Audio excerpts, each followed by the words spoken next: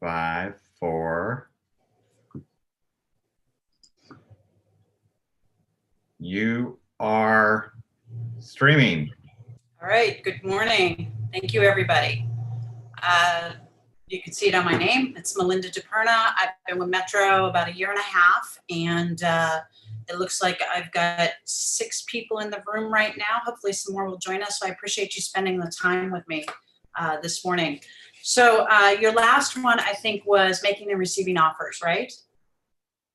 And if you can share your face, I don't care if you're in your pajamas. You might care on YouTube, but I don't care. So I'd love to see your faces and have you participate. The hardest thing for me on Zoom is I can't feel the energy of the room, and that's what fuels me. So if you guys participate, I would really like that. All right. I'm not going to tell you to save all your questions to the end. That's not how I roll. I'm not even sure I'll put up the PowerPoint presentation because I want it to be interactive and I don't want you guys to fall asleep.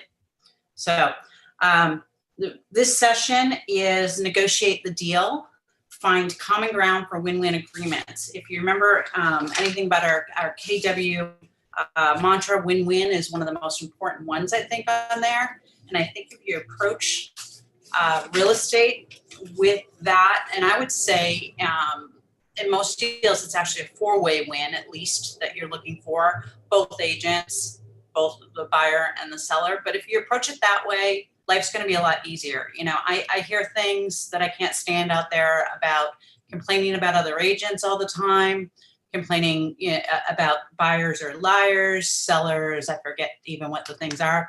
I don't go into it like that, because I think if you go into your negotiations that way and your transactions that way, that's what you're going to attract. So I don't know if you saw my Facebook post, if I can get like a hands up or some sort of visual this morning, that I can't remember the last deal of mine that didn't close. And so I guess that's why I like to teach this class, because I want you to have that same experience, and I want you to get your offers accepted based on that, and for you to get listings based on that, that you bring the transactions to close, because you work awfully hard to get those listings and those buyers. You spend all this time prospecting, all the things of Ignite, you know, doing the 10, 10, 4, or whatever the exact numbers are. You spend all that time, and then if you don't bring the transaction to close, you don't get paid. And that's not much fun, is it? Okay. Who in here has done, has something in escrow or has closed a deal already? Maribel? Anybody else? Okay, I see Robert just shared. I'm going to open up the chat so I can see that too.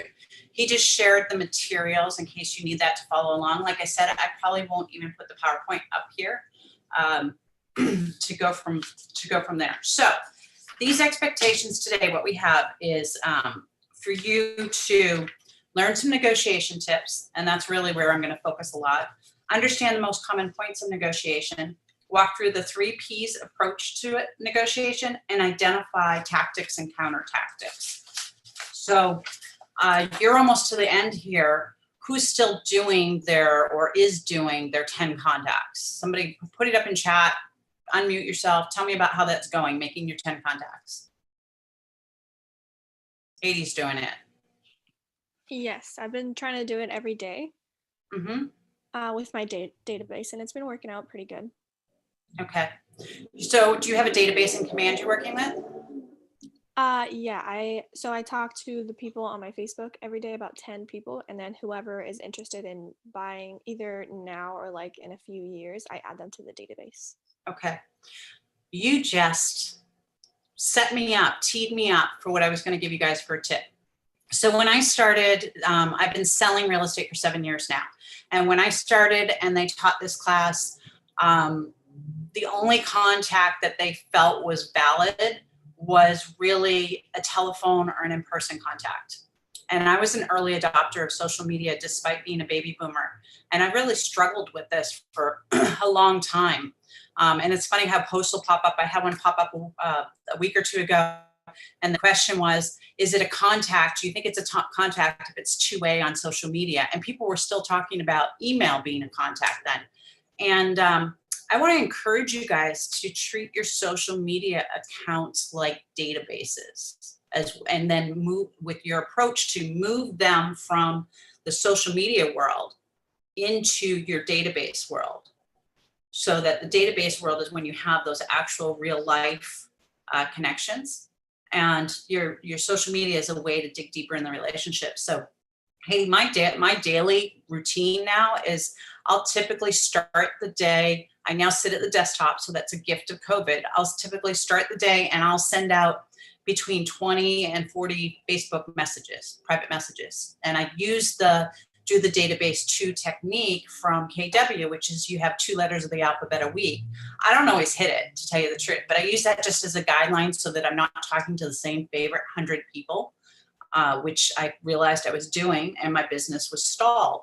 I've been doing this now since probably mid-June, using that approach with Facebook, and my business blew up.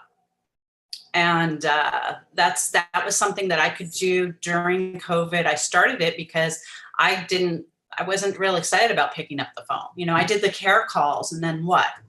Or I might not have gotten to it till 7 o'clock at night, which is not really a good hour to be calling. So I want to, anyway, encourage you guys to use your social media as part of your database, and with the goal of moving the relationship a step deeper. And then doing the things that you learn in Ignite. I promise you this, if you do what you learned in Ignite, these techniques of just the, what is it? It's 10 contacts. Somebody help me out. It's the daily 10-4. It's 10 contacts, 10 connections, 10 notes, and then homes previewed, which is a little tricky right now. So you might be doing more of that online. Is that the 10-4? Is that right? 10 additions to the database, 10 contacts, 10 note cards, and then 10 home previews. Okay. Thanks, Robert. I want to promise you something. If you do that and you do nothing else your entire career, you will be $1 million producer. Because what'll happen is if you do that still day in, day out, 5 days a week, 40 weeks a year, you are going to be in contact with people. You're going to be in emotional proximity with them. And then you're going to improve your scripts and your conversions and your negotiations and all of those things that will make your business roll forward. So I'll be a little vulnerable here. You know, I've been a capper. I've been a high producer since I started. What I haven't been is a consistent, they use lead generator. I don't like that. It doesn't work for me mentally. I like a connector. Okay. So if I were a consistent connector with just this 10-4, I wouldn't have had this up and down because I'm really, really good at the other stuff. So, but even if you get really good at the negotiation, which I'm here for, if you don't do the 10-4, you're not going to hit it out of the ballpark consistently. You might have a great month, or you might have a great year, or you might have a great run of 4 or 5 years like I did. And if you fall off that wagon, they stop calling you. And that kind of stinks. I'll keep my mouth clean since we're going to be saved on YouTube. Okay, so getting into the material, did anybody have any struggles around their daily 10-4? Or any of the material about making and receiving offers that Clarissa did? I think she was your last session. Okay. And you guys who I don't see your faces, if you're at all decent, I would love to see your faces. It's really hard with that. Thank you. I appreciate that. Whoever just came on board. Okay. So I'm going to get into getting your head in the game, making it happen. I've already mentioned the negotiation's a 4-way win. I want to challenge you though. Who else might you be negotiating in? And unmute yourself, pop right in. So we're negotiating with the other agent. The other agent's negotiating with the seller or buyer. You're probably negotiating with your seller or buyer. Who else is in the middle of the transaction once you've had your transaction accepted? Who else are you negotiating with during this? Because I'm going to challenge it's not just the 4 of us. The lender. Lender. Yeah. What are we negotiating with our lender? Who was that? Lee? It's just a good rate for your client. Right. The client's probably locked in their rate. Usually that's one of the first things you need to remind them the day you open escrow or the offer's accepted is, hey, call your lender and see if you should be locking in your rate. What else though, what might we be negotiating with the lender? Closing costs sometimes. Closing costs, yep. Can they give some credits, especially where we do a lot of VA deals here? And I'm seeing more and more FHA. Can we give credits? What else would we be negotiating with them? What else does the lender have control over in the transaction? Points, down payment, the kind of loan. Mm-hmm. Okay, so I'm gonna help you on this one. So probably the most important things for you as the agent when we're in this process is when they order the appraisal, how long do you need to be able to release your appraisal contingency? How long between the appraisal comes in and when you feel you can clear your loan contingency? Are you really not ready to clear loan contingency till you get the clear to close? Or even now I've seen that it's taking 2, 3, 4, 5 days for the underwriter to review the appraisal. So I'm having trouble hitting the appraisal contingency. So you really need to be talking and negotiating with the lender too. If it's not your preferred lender that you know can hit a 21 or 25 or 30-day close, you're going to want to be negotiating with them or calling them in advance and saying, okay, what can you realistically do? Because remember, I'm here today to keep your deals from falling apart. So let's say you get squeezed into writing an offer. Have any of you written an offer lately that the counter comes back and especially with the flipper, it's telling you a 14-day loan removal? Okay. Before COVID, I could probably hit a 14 or 17-day loan removal, say with Movement Mortgage. Right now, I might not be able to do that. And I need to know if I can do that because my deal might fall apart if I miss that deadline. Because if the seller's got 10 backup offers and I miss that deadline, they can give us a notice to perform. And if we can't perform, we're out. So I'm here trying to bulletproof your transaction.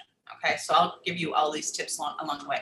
So you're going to be negotiating with lender. Has anybody done inspections here? Have you been through the inspection process? Okay. Our inspectors work for the buyer, right? Are all inspectors created equal in their demeanors and the way they present the information to the buyer? Are there some that are chicken littles? And are there some that are like, it's nothing? When it's probably mold. Okay. You're negotiating with them too. I'm having issues. My favorite inspector is anti-mask. Okay. I'm cautious. I want to work. I don't want to get sick. I'm self-employed. I don't have backup. I don't have good health insurance. Hi, kitty. I like the cat that just walked across the lap. So you may be negotiating with your inspectors too. Are you negotiating to get them there? I don't know, my termite guy's out 2 weeks right now. And then they're 2 weeks, if there's any damage, I'm going to be closed before they can do it. So you're negotiating there too. And I'm going to bring us all back to the first P that we talk about, which is preparation.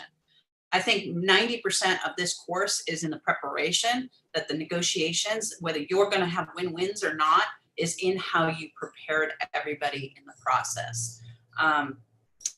There's probably other parties that come into it. Escrow, title, your transaction coordinator. I've often gotten that's not part of my job.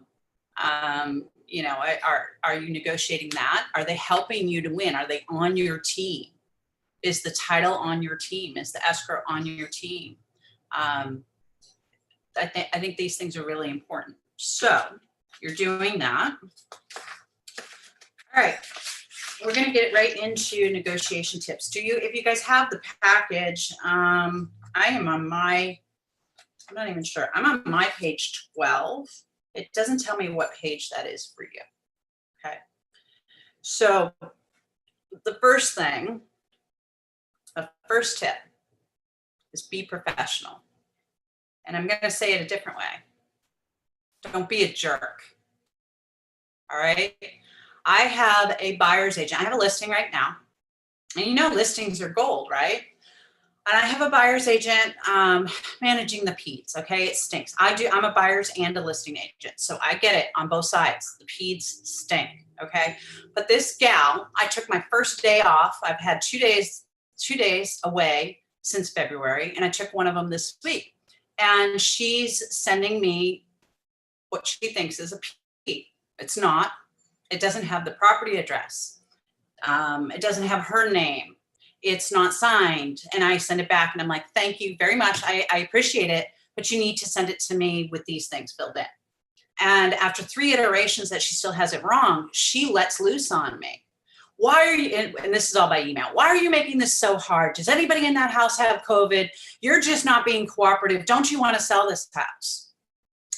Do you think her name's filed away in here with me as to this is how this transaction will go? Should we open escrow with her?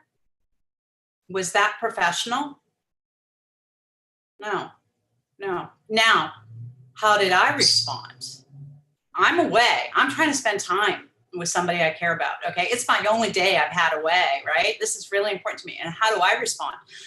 I must have erased that email 5 times because I got okay. I got aggravated. I wanted to say, don't bother. But who do I work for? I work for the seller. What's my goal? To get my seller's house closed and them on their way for the most amount of money with the least amount of hassle. So I take the bold law and I go back, keep the emotions between the lines. Who do I work for? My fiduciary duty is to my seller. Am I going to serve my seller if I respond back in the way that I'm feeling? No. So I seek first to understand. The buyer's agent is frustrated. She clearly doesn't understand the process.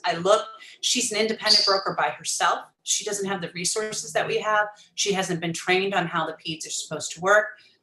Be kind, okay? So that's really the first thing. And be kind and be professional. So I just erased the extra inflammatory words in the email. And I said, I'm sorry. She went,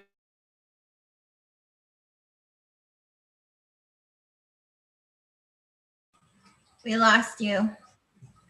I think she froze. Just be patient. Looks like she'll have to log back. There, she's back now. You're muted, Melinda. well, that's crazy. It just left. It just shut down. Okay. So would I have been served by responding to her, aggressively? No, because this could be the buyer. And I actually had it happen and lost my cool a couple of listings ago.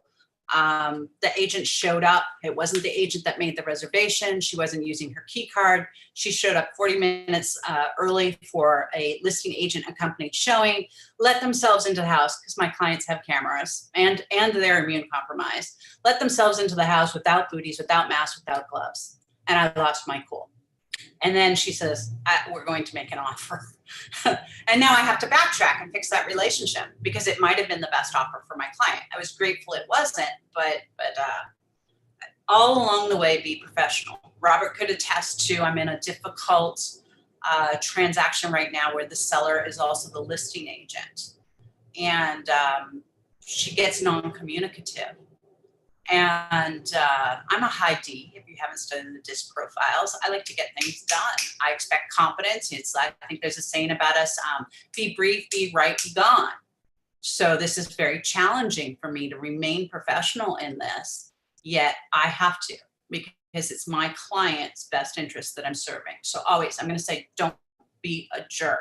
Just follow that rule. Am I being a jerk? Am I trying to be right or am I trying to be kind?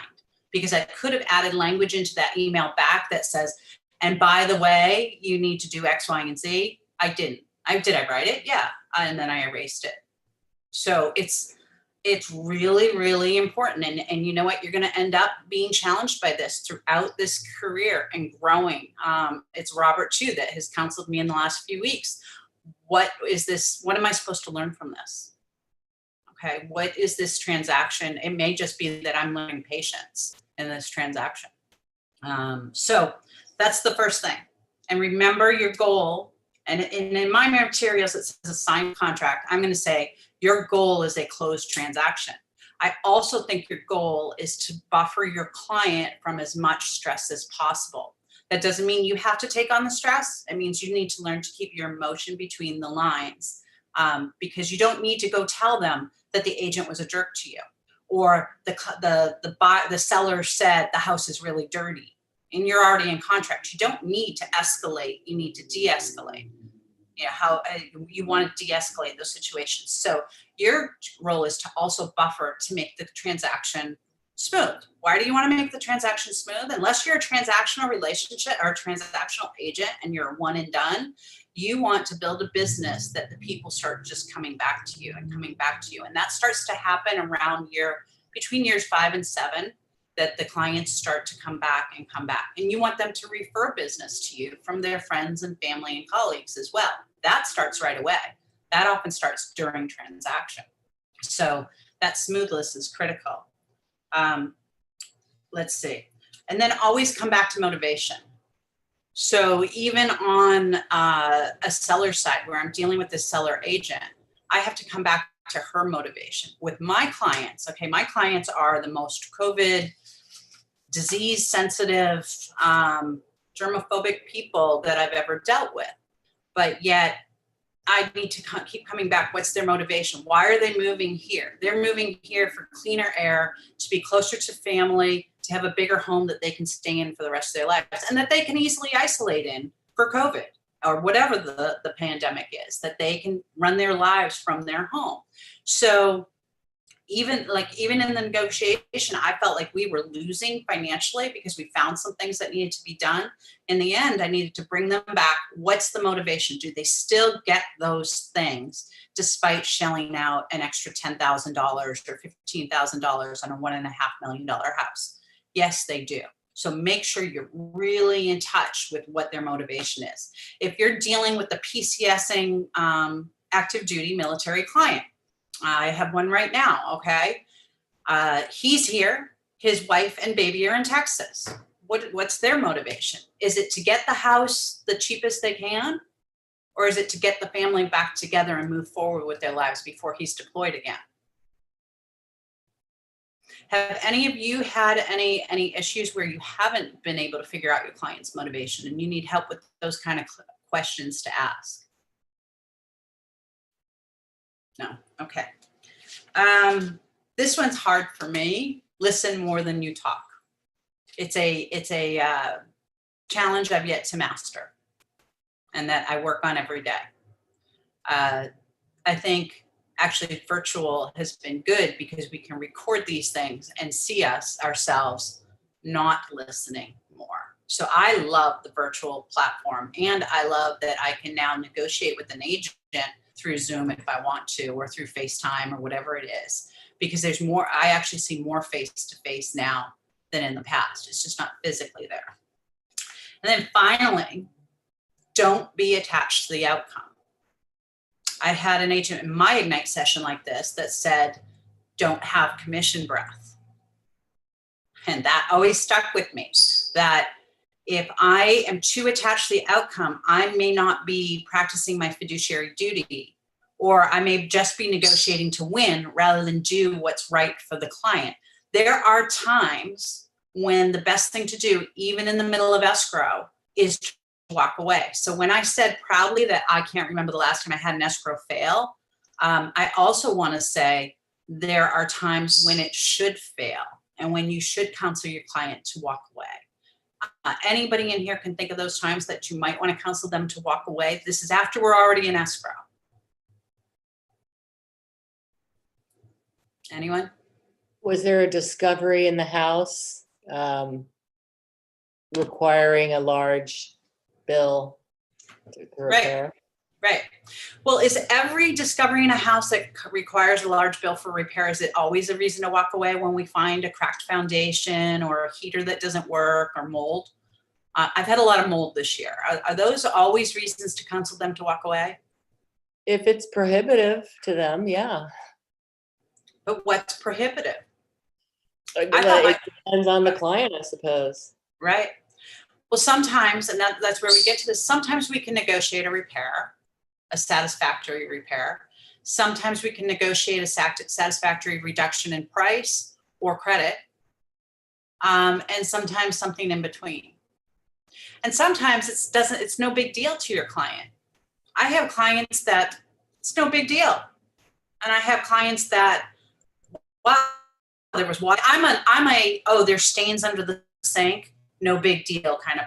I've owned a lot of houses. I moved a lot, whatever. And then I've had others that they've got the mold people in there testing for mold as soon as they see that there was ever water under the sink.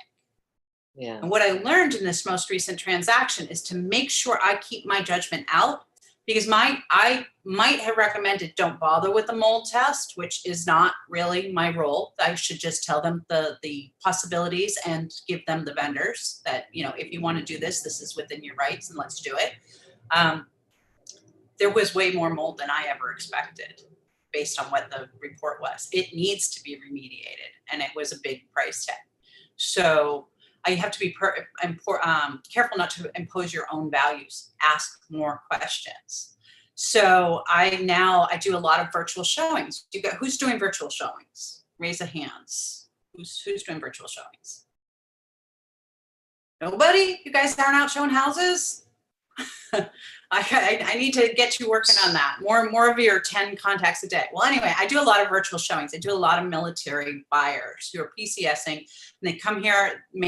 House hunting leave's been canceled all year. They're not seeing their houses before they buy them. Joel, are you military, active duty, or retired? Active duty military. Thank you for your service. I appreciate it. I Thank really you. do. Anyway, so you know what I'm talking about. You may move into a house you've never seen. You better have a really good agent who stands out front and says, okay, I hear a little noise. Can you listen? You might be next to the freeway. And they have to determine, not you, if that's too much noise and if that's a problem for them. Or you turn, do you see the high intensity power line right there? Let me walk around the neighborhood for you. I'm in new construction. I sold something down in 92154, okay, just outside of IB. Beautiful new homes across the street. It's the old Nestor kind of skanky place, okay? Like, are you okay with these people being across the street from you? Because that's your responsibility at this point, to show it all. Not to hide it, and to open the closets and to do all of that. And now with the market the way it is, we're getting 15-minute showings for $1 million decision. It's crazy. It's insane. You've got to be really careful. And that's even when you're negotiating more time for yourself, when you're making that showing appointment, that, hey, I'm going to be on video. They're not going to see the house with their own eyes. I'm going to need a half an hour. So your negotiations, you keep going back. You keep going back. It really starts your first interaction with anybody that you're working with. So, but anyway, don't be attached to the outcome. All right. Next, the solution to being attached to the outcome is to have more in your pipeline and to be willing to just work for your client. And right now it's hard. Once we get them into escrow, it's tough not to want to hang on to that escrow. It really, really is. You've got to be willing to let go and let them make that decision. You also have to advocate strongly for them. I have one deal that will always stick for me up in Escondido, first-time home buyer. We thought the market was hot and crazy then. It's probably 3 or 4 years now. I never anticipated it could get this bad. Flipped house, lots of things wrong, lots and lots of things wrong. And then at the very end, we found out that it actually was a short sale because they'd been sued so many times they owed more money than the house was worth on it. And so we had to negotiate that. And I advised the client that they should back out, and they didn't. And they lived to regret it. And they also lived to not like me very much, honestly, because they the agent, even though I advised them not to, it's not one of those that I'm getting referrals or repeat business from. So maybe I should have been stronger and said, no, this isn't the right house. But don't be afraid to walk away. So, okay. Help me here, you guys. Help me with this. Common points of negotiation. What are we negotiating besides price? You're already in the deal with price. So are we, and you're already in the deal. Did Clarissa go over the different terms that you'll negotiate? Just give me a nod of yes or no, whoever was there.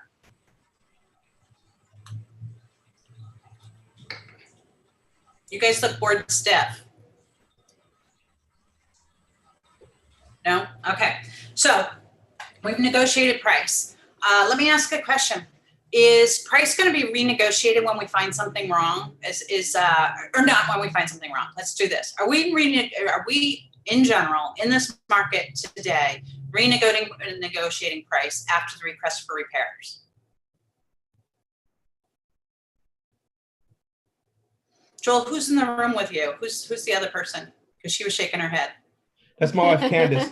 Hi, Candace. Candace, you shook your head now. Probably not, right? Most of the time. Right. Most of the time, we're not renegotiating price at repairs. Although, especially as you go on with older clients who've bought a lot of homes in different markets, they're going to want to negotiate price for repairs. And they're going to want to negotiate the carpet.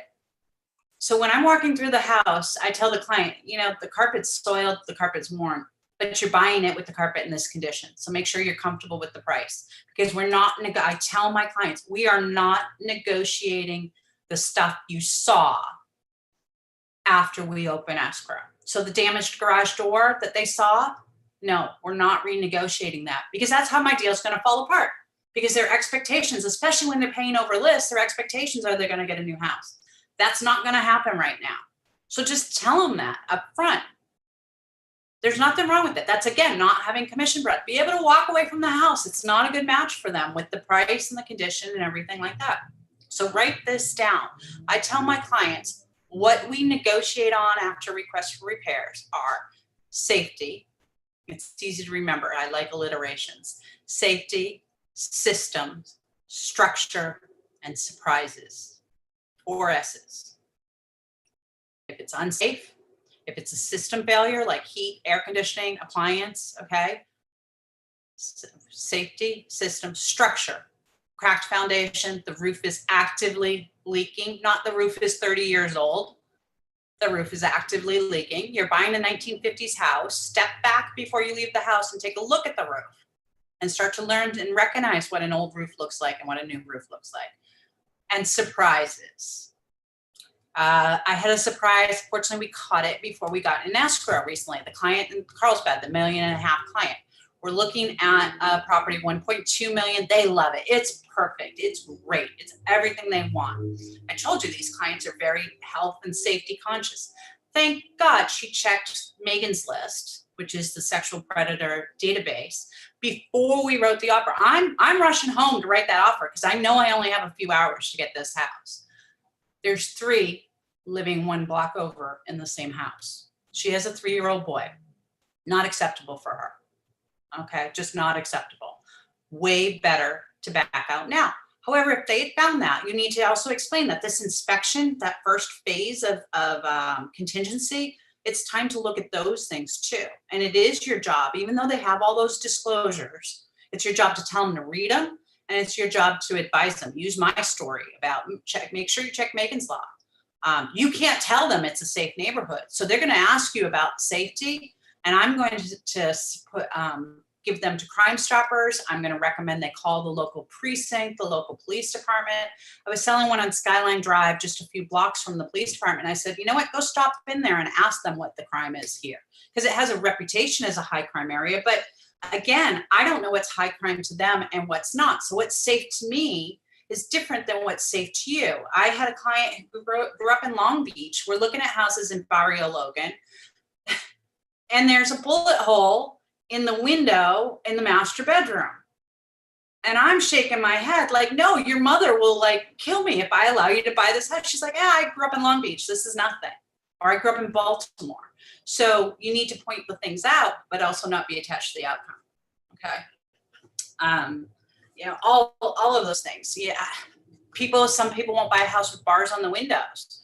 The first home I ever sold was in North Park. Okay, North Park, you don't think of it as a bars on the windows place. They just hadn't taken them off. The neighborhood had already transitioned, but it's your job to just find them the resources to figure that out for themselves. Okay, and I don't know how I even got off on that. Okay, so terms of an offer. Right. Okay. So price. Oh, I know what it was. Okay. I was saying we don't renegotiate price. Okay. Based on those things. So who can give me the 4 things that we do, not necessarily renegotiate price, but renegotiate the price, terms, conditions, whatever of the escrow when you do inspections? Who can rename those 4 things for me? Safety, system, structure, and surprises. Who was that? Hey, okay, great. Okay.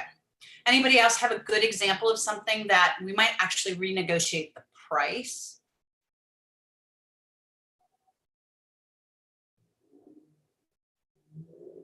Okay, usually we're negotiating repairs. Okay, usually you're asking somebody to repair or replace, right? So make sure it's in working order.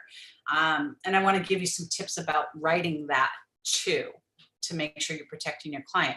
But sometimes it's better to negotiate price. If it's a big item, let's say it's structural. Let's say you find there's $30,000 in foundation issues, but your client's okay with that. They have contractors in their family. They know they can fix it.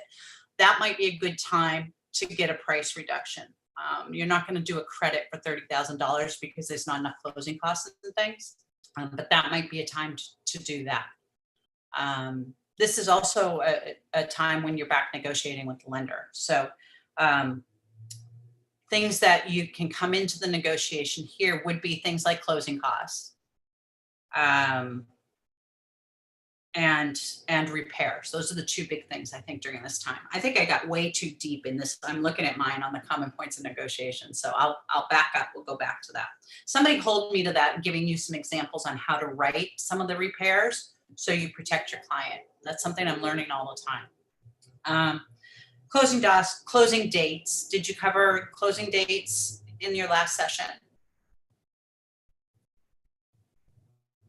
Okay, I get a lot of contracts accepted based on moving fast. So that's why it's really important to develop good relationships with good lenders right now. Movement's great. Movement's very, very fast, really good. But we just got one this week up in Vista that equal offers, but because my client could close in 21 days, we were accepted because it's a vacant house. Okay, this is where you have to find out what's important to the seller. If it's an old lady who's lived there for 50 years, a 21-day close and move out is not going to be appealing to her. That's really, really stressful. Okay, so, but if it's a vacant house or it's a flipper, time is money. So 21 days is good. You're going to negotiate closing dates. I use the contingencies a lot for my negotiations. I shorten them up really tight. I have good relationships with people. I can get my inspections, even if something goes wrong, done in 10 days. So mine are usually 10 days. I'm right now in this situation, I'm always asking the lender though about the appraisal. Can you still do a 14-day appraisal? I write 10, 14, 17, 21. That's my favorite contract. 10 days inspections, 14 days appraisal, 17-day loan contingency, 21-day close.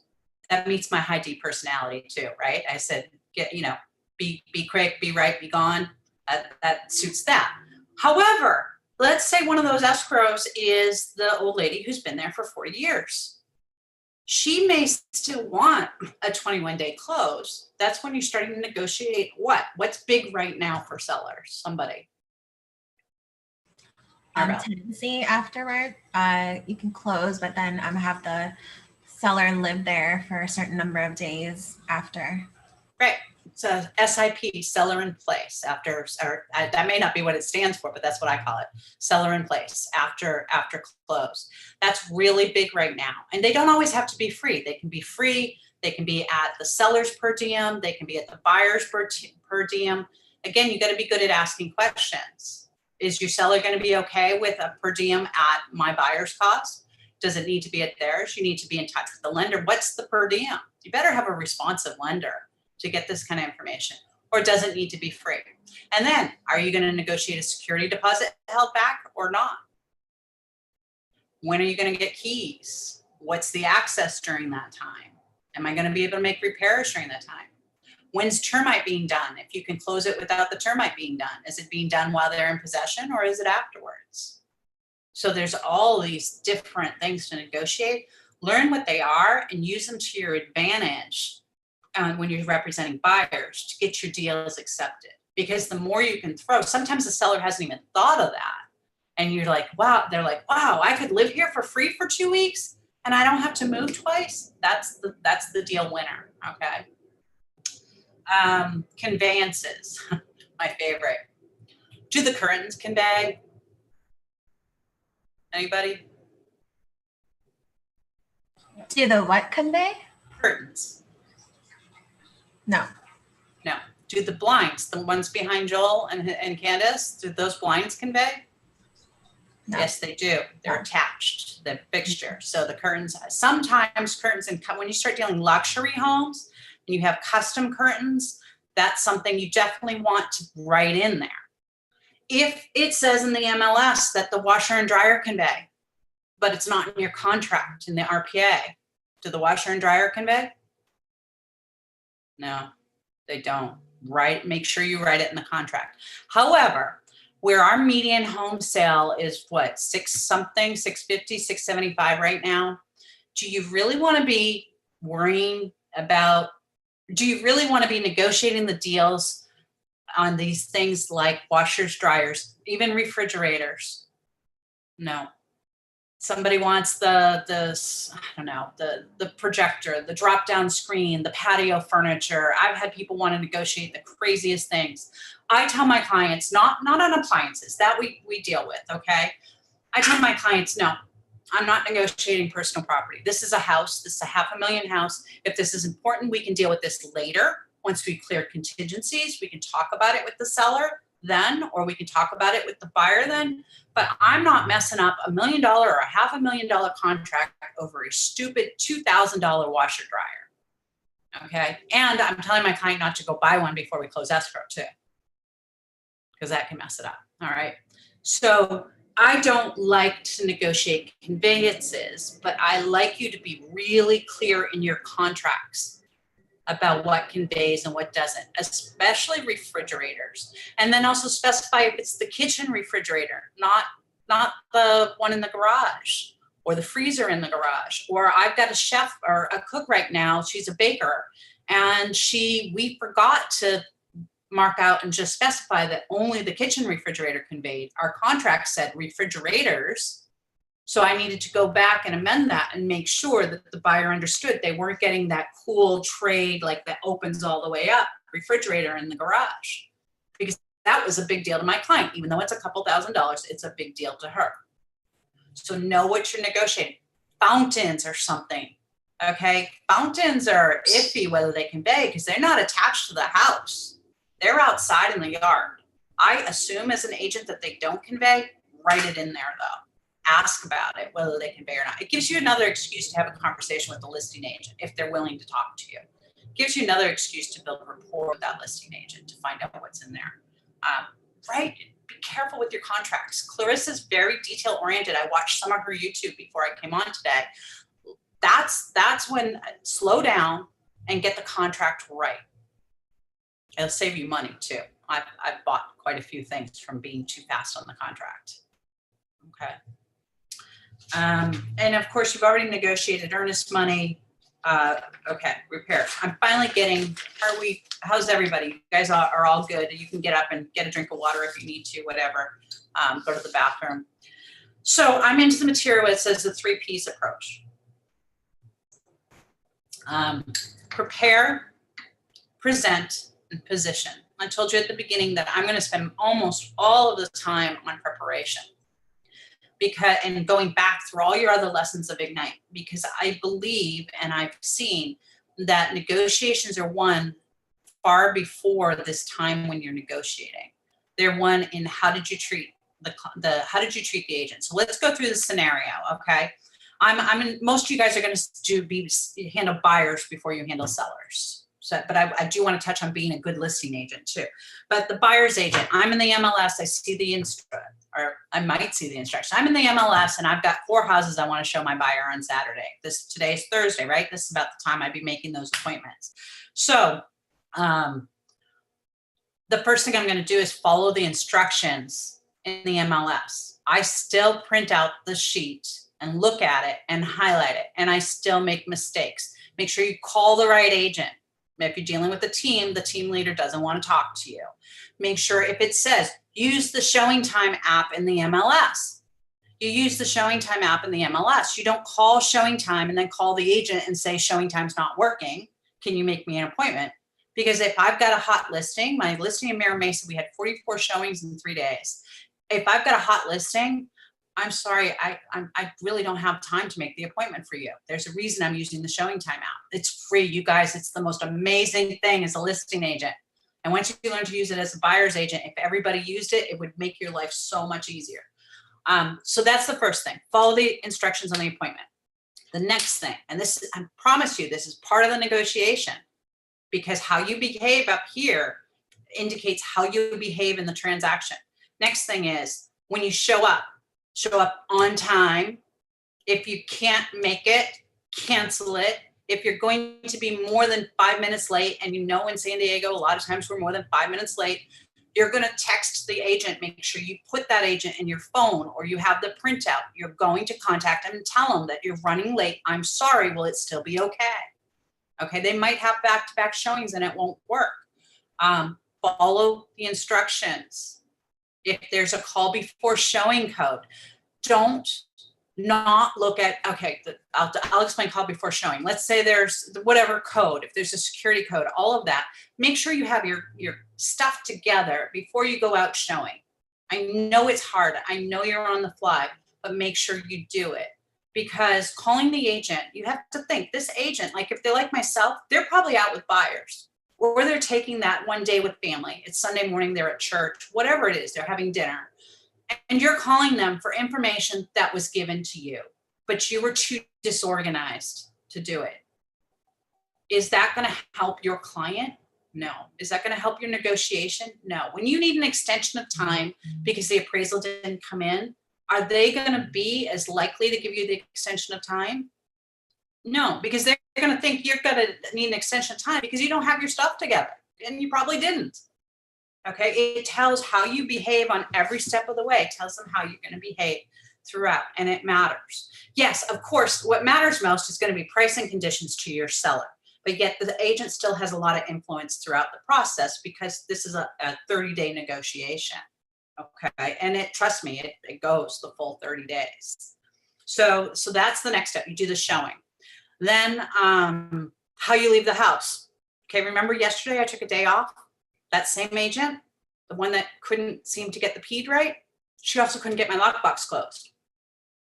So she gives me a text, I couldn't close the lockbox. Okay, I'm like, really? Okay, again, I want to get mad, but I don't. And I call her, and I have to say the person that I was with helps me pick up. My first mentor in this business said, pick up the damn phone. Okay, and he used that word, so I'll use it on YouTube. Pick up the phone. I started to text her. The person I was with said, pick up, call her. Because I didn't want to call because we were out, right? I called her, I said, I know sometimes lockboxes can be hard. I need you to go back to the house. You can't leave it open. I need you to go back, and I need you to, and I know the trick, you need to re-enter the number. And she told me she called Sentry Lock and she couldn't figure it out. I said, you need to re-enter the number. When it makes the sound, you need to close it and hold it closed until that sound stops. Let me know if that works. Otherwise, I need to come out to the house and I need to fix it because I cannot leave that house unlocked. If I leave that house unlocked, well, how's my seller going to feel about that offer when it comes in from those people? How are they going to feel about me as an agent? Even though it wasn't me, right? It's still my lockbox on there.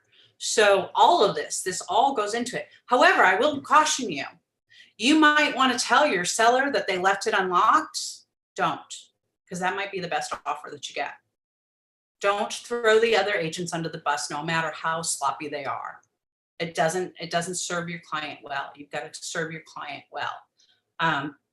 So, okay, now you've locked up the house. Did you lock up the house? Okay, make sure you lock up the house. I know you're distracted with your client. Make sure you turn off the lights if the instructions say turn off the lights. Make sure you leave them on if it says leave them on. Make sure you don't let the cat out, the dog out, all of that. These are families' lives. You have somebody taught me that someone's allowing you into their home. Understand that they're allowing you into their home now during a global pandemic. Respect that and be grateful for that. And it'll go a long, long way for you. And when this is over, respect it still. That's somebody's home. Okay. You know, your clients will open the drawers. Your clients will sit on the furniture. Your clients will do inappropriate things. I had a mortgage officer holding an open house with me who made himself a Keurig while I'm standing there. Kyle almost choked on his water on that. Okay, they will behave inappropriately. You're going to have to get really strong, and you're going to have to deal with it. And sometimes you're going to have to clean up that mess too. You know, you're going to have to apologize to people. It's just the way it is. So the next thing, okay, here's the big part. Your client loves it, and you're going to write an offer. So now how you behave during that offer writing process. So that house that had 44 showings got 14 offers by that Monday. Okay, that's a lot to go through. So here's where I go into the listing agent side. When you're a listing agent or when you're a buyer's agent, empathize with them. So get your PED in, okay, and get it in right. And if they ask for pre-approval too, get the pre-approval in. It'll make everything go more smoothly if you just follow the instructions, because that poor listing agent is trying to manage 44 showings in 3 days and go show their buyers and have a life too, and trying to make sure that the PEDs are in and the pre-approvals are in and that they know who's showing when and everybody's got the call before showing code. And it's tough right now, you guys. I get it, but we also get paid a ton of money. Don't kid yourselves. We're in San Diego. We get paid a ton of money. Respect that. This is what you work for. So anyway, now you're writing the offer. When you call you're going to call the agent. You've already gone through this, I'm sure. You're going to call the agent. You're going to ask them the questions. You're going to ask what's important to their seller. And stop me if you don't know what questions to ask. But you're going to call them. If they don't call back, don't get mad, okay? They're really, really busy. They're handling a lot. Text them, email them. And if you don't get that, recognize you just have to go blind and you're just going to have to write the best offer. But there's certain tells in the house that will tell you, and in the listing, what might be important. Vacant house, time, money. Those are almost always all that really matters, time and money in a vacant house. Flipper house, time, money, contingencies, all of that, money down, that kind of thing.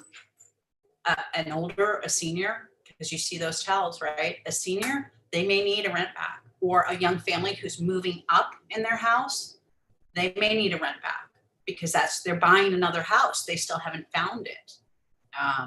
A military family, you're really going to need to find out. You might want to give whatever time you think, but you might also want to write in there in your cover letter, we have flexibility. If your client has flexibility, we have flexibility on the move out.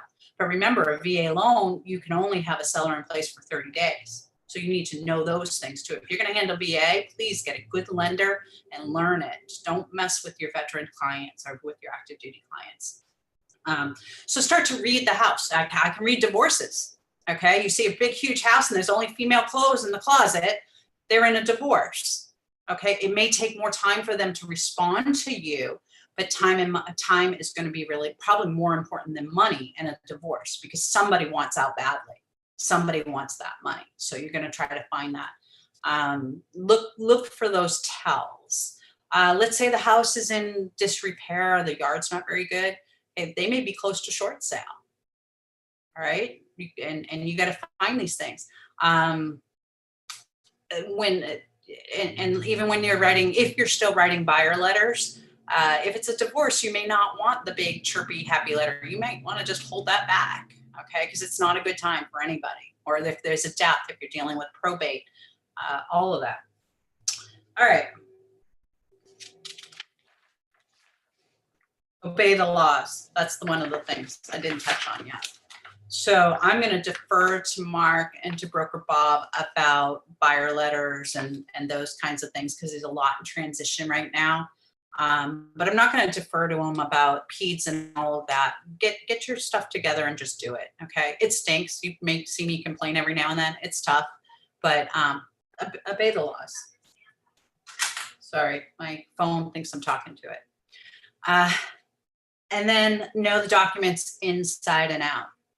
Okay. I have definitely made my share of mistakes on my documents. Besides deals, my worst mistake was on a listing that I thought it had air conditioning, and I put it in the MLS, and I ended up buying a $5,500 compressor about a year ago because we were in escrow and it was really important to the buyer because they had fish that died from a climate control that went out of way, whatever. And I knew in my heart, my seller never said anything about air conditioning. I took 3 listings that week. I got them confused. So I just bit the bullet and did the right thing. But anyway, but the contracts, the other next most expensive thing I bought was a home warranty for $750. Of course, it was the one with the saltwater pool that wasn't cheap.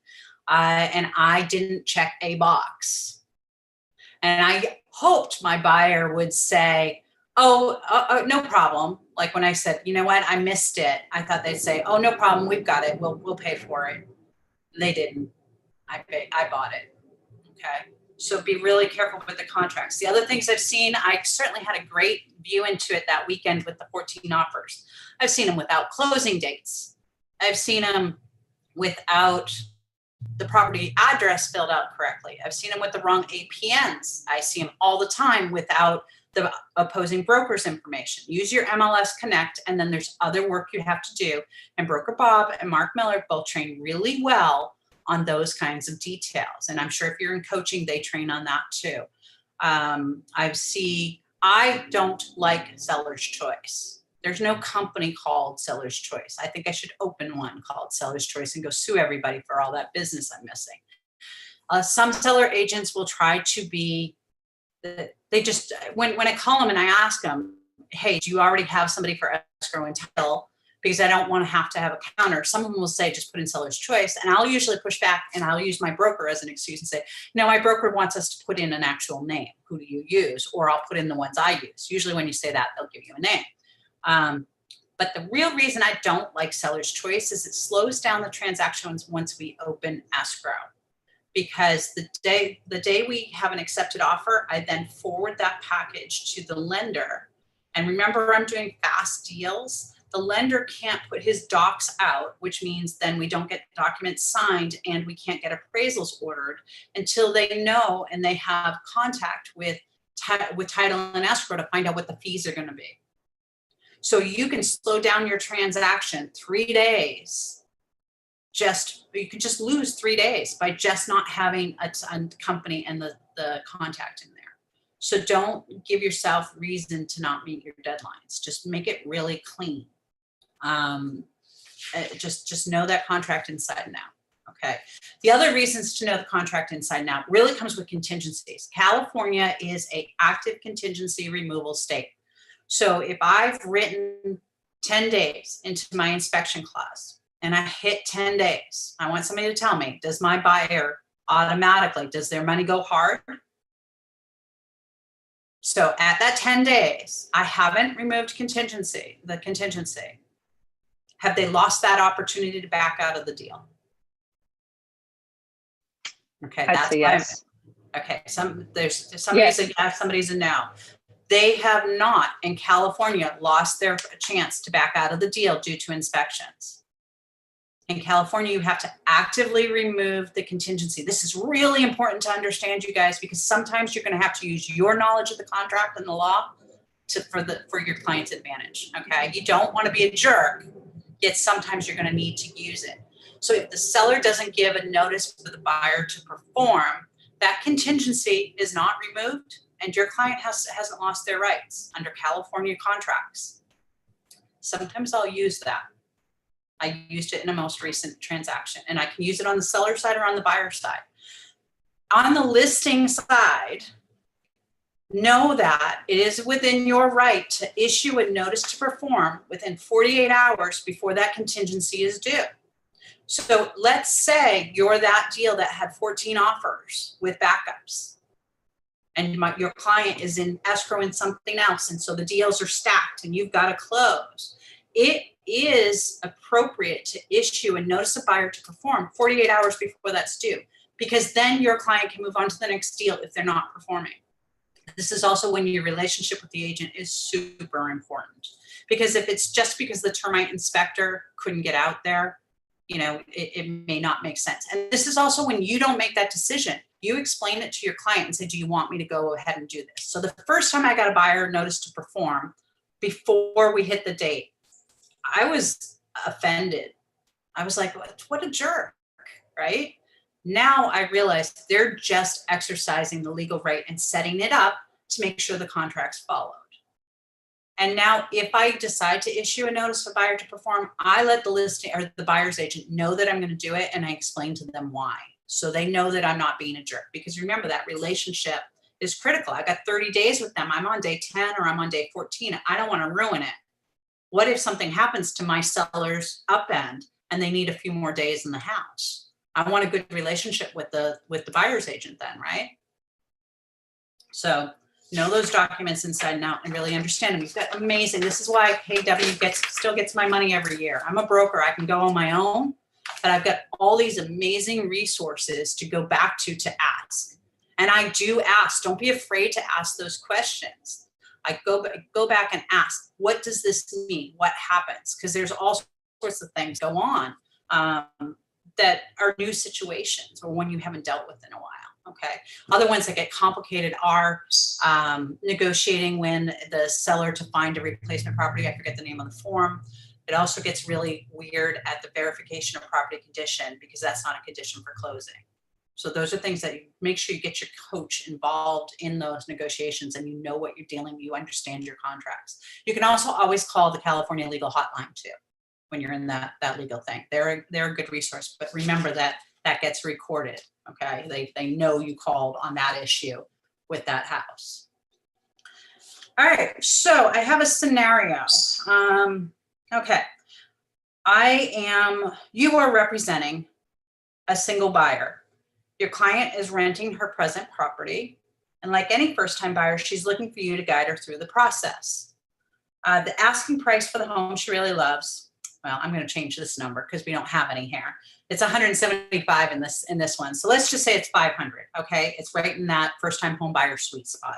So it's $500,000. The house appears to have evidence of a roof leak, and it's listed as is, and it's well priced. It's a good price for the house, 500. Your client would like to keep her payments as low as possible since she still has a number of student loans to pay off, and she wants to write an offer for $475. There's been quite a lot of activity on the listing. So let's role play this. Who wants to volunteer to role play it with me? I'm not mean, I promise. Somebody before I pick. Because I'll pick somebody who hasn't spoken up. I'll role play. Cal's unmuted. There you go. Can you show me your video too? You know what? I truly apologize. I normally show it every video. At this moment, it probably wouldn't be the best thing for me to do. Okay, all right, I'll let that go. Okay, let's role play it anyway, because you know what? We're doing a lot of these negotiations by phone right now. Okay, so this is real play. We're on the phone. I can't see you. I can't see your facial face. Hey, Cal. But if you want an actual picture, very handsome guy. So just picture. All right, we'll have to meet in person. Okay, so you're my client. So I'm going to change it to it's a guy. Actually, no, I'm your client. I'm the single girl doing this. Okay, so I want you to ask me a series of questions that helps you to get down to, what you're working with on this, and that knowing the environment that we're in right now, that it's a seller's market. I want you to ask me some questions and help coach me to something that might be more reasonable, because I think we all know for most houses right now that are priced at 500, a 475 offer probably isn't going to fly. You might not. Okay, and I'm sorry. You're my listing agent. No, I'm going to be your buyer. I'm your single gal buyer. This is my first house. I'm really excited. I've got some student loans. I need to keep my payments low, and I want, because the roof looks like it might leak, I want to write a little lower offer than the 500. So I want you to go through maybe some scenarios and help coach me to write an offer that will work. Oh, wow. You want me to help you? Okay. So I promise I'm not mean, and I'll help you. Okay. We're all learning. Okay. So I'm your buyer's agent, right? No, I'm the buyer. I'm your actual buyer. You're my buyer's agent. Okay. So I'm your buyer's agent. So you see a hole in the roof. So I might say something along the lines that, once the inspection comes back, once we actually see what's going on with the property, then we may be able to utilize the inspection that comes back to try to negotiate a price to where either the seller, may want to not fix the home and maybe go down on the price, or if they want to fix it and keep it at the same selling price. Mhm. You weren't here at the first part, right? I think there's a couple people chuckling because we had this conversation. So I promised I wouldn't be mean. So I'm gonna help you a little more, coach, through it. Okay. Joel, I'm gonna ask Joel to step in, and then we're gonna come back to that renegotiation of the roof that I can see is probably leaking. Okay, Cal? Okay, my connection is a little gritty. I'm sorry about that. Oh no, it's okay. Joel, I'm gonna have you hop in, and you're my buyer's agent representing me. And I can tell that the roof probably has a leak. Okay. But you're going to try to coach me so that I get this house and that we're able to close on it. And you're going to ask me, remember to ask questions, because the person who asks the questions controls the conversation. Okay. All right. So we'll begin. So Melinda, how do you like the house? What makes you want to buy this house? Joel, I love it. I love it. I told you that I wanted to be close to my work, and it's here, it's right between the 805 and the 5. I can go either way. It's not too big. It's not too small. And I have this fenced in area for my dog. Okay. With that being said, it's close to your job. So you're going to have a shorter work commute. It's fenced in. So it's going to be great for pets, and even having patio furniture out there, and you can feel safe in your backyard. So right now you're saying it's kind of in your budget? Yeah, well, I'm approved to, like 510. It's at the top. I'm worried about the payments. I want to be able to pay off my student loans and things. But I'm worried about the payments, and I don't want to do a big roof repair when I get in there. How much does a roof cost? I would have to, as far as the roof, I would have to talk to, or put you in contact with a contractor that deals with that. I haven't had to replace a roof in my lifetime yet, but depending on the material, it could cost as much or as little as you want. However, you saving money, or offering lower on this contract might also make it so you lose this potential deal. Because you might save a little bit money, maybe $50 to $100 in mortgage a month, but now your commute's going to be longer. So you're going to be a little bit dissatisfied. You might not get the house that you want in the location you want with all the amenities that you want, that you like in this house right now. Sure. So right now it is a buyer's or a seller's market.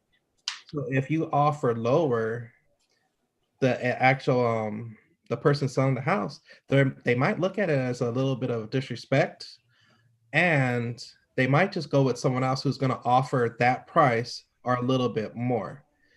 And you being, a single female, you might be able to tell this person, well, I'm interested in your house. We put it in for what's asking, and then we can negotiate the other stuff after. Okay. All right. Let's dissect it a little bit. You did a good job, Joel. And Cal, I want you to know that it's not fair. Don't overjudge yourself, because you missed the first part where I talked about. I'm going to review it because it's so important. So my job today is to help you to bulletproof your transactions, and they fall apart at 3 times: inspections, appraisal, and loans. That's the 3 most frequent times they fall apart, those 3 contingencies. So one of the things that I coach my clients on is that we're buying the house the way we see it. And so I haven't had my inspections yet, and I see a spot in the ceiling, say in this one, I see a spot in the ceiling. It looks like there was a leak. Okay. And I know the market is hot. So I, as the agent, am probably going to say, we might have a leak up there, but we'll know during inspection. But what I'm coaching my clients before we ever put in an offer is that we're not renegotiating price for things we saw when we purchased the house. Now, leak, I'll get to that. That might be a very valid thing to renegotiate, but we're not going in with that strategy. I'm going in assuming that the leak's been fixed, actually, and getting a great inspector. but I'm not going to renegotiate, say, for the worn out carpet or the fence that's falling down in the backyard or the dent in the garage door. I am going to renegotiate, and I'm usually going to go after repairs. And you know what? They can tell you to pound sand still. So you're going to have that conversation with your buyer before you put in the offer. But Cal, write these down, and whoever joined us later. We're looking at inspections for safety, system, structure, and surprises. So leaky roof falls into structure, okay?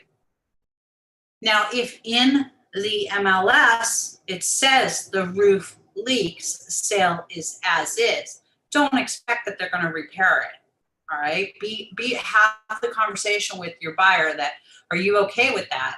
And then make sure you get a good, so you're going to schedule right away, not just your general contractor. You're going to schedule a roof contractor too, so that you know if the roof can be fixed for $2,000 or if you need a whole new $30,000 roof. Okay. Thank you. So building your contractor database is really, really important, and keeping a good relationship. People will say, you know, why would I put them on my call list? Okay. So remember we talked about how I call and I text and all that.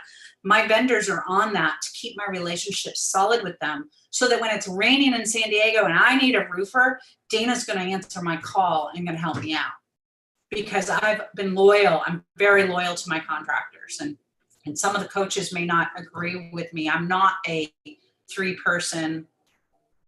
I don't give 3.